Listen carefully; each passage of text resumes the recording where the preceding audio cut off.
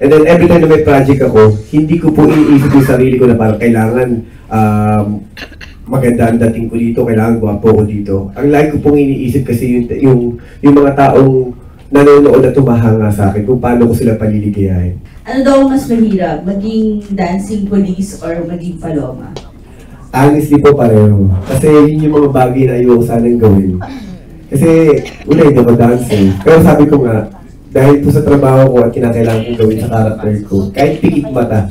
Ang hirap mo ng proseso yun, hindi naman pagsabi ko, ako, samayan ka dito. Ilang beses kong pinag-iisipan, nagdadalawang isip ko, minsan gusto kong umatras, pero sabi ko nga po, bahala na pikit mata, gagawin ko to para sa mga nanonood sa akin. Para sa akin, dream role yan eh. Dream role yan. Kasi sabi ko nga, alam mo naman yung mga bagay na yun na hindi mo laging magagawa sa bawat proyektong sa bawat proyektong ihahain sa'yo, ibibigay sa'yo.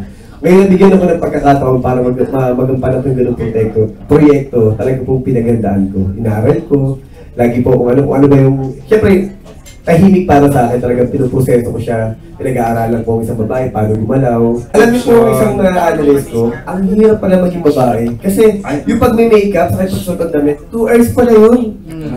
Tapos kami pag nakikipag-date, sandali lang, di ba? Tapos hindi namin gano'n na-appreciate na sobra pala nila pinaghihirapan yun. Saka yung pag-suot ng takong yung heels, sobrang sakit pala nun na, di ba nakikita ng 2 hours na nakasuot nun, ang hirap-hirap pala.